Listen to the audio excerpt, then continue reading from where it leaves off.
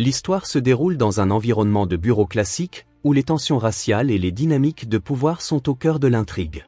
Tout commence par un incident apparemment anodin. Andrew, un employé blanc, prend par erreur la tasse de café de son collègue noir, Steve. Ce geste, qui aurait pu rester sans conséquence, devient rapidement le point de départ d'un conflit ouvert.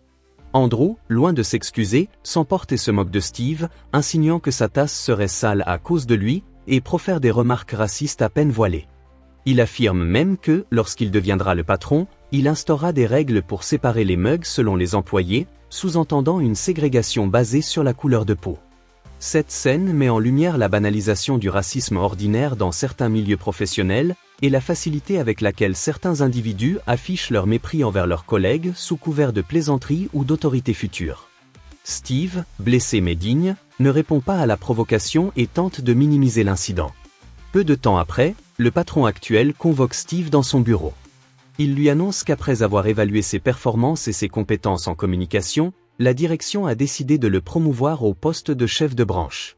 Steve, surpris et honoré, accepte la nouvelle avec humilité. Son ancien patron le félicite et lui souhaite bonne chance, tout en lui rappelant le chemin parcouru pour en arriver là.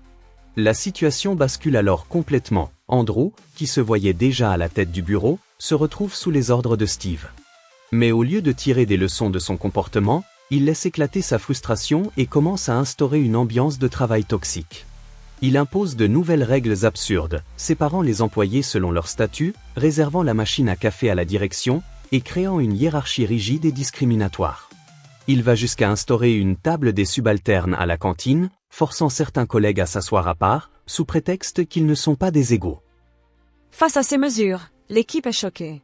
Certains tentent de s'opposer, mais Andrew use de son autorité pour menacer et même licencier ceux qui contestent ses décisions.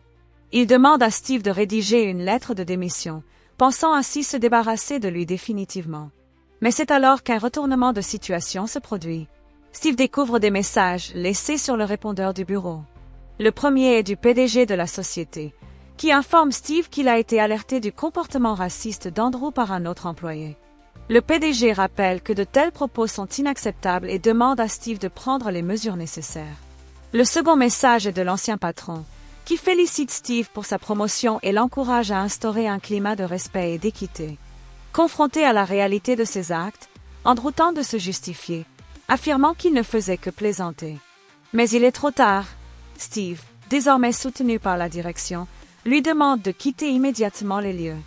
La scène finale montre Steve prenant officiellement ses fonctions de chef de branche, sous les applaudissements de ses collègues. Le message est clair, le racisme et la discrimination n'ont pas leur place dans l'entreprise et ceux qui s'y adonnent finissent par en subir les conséquences.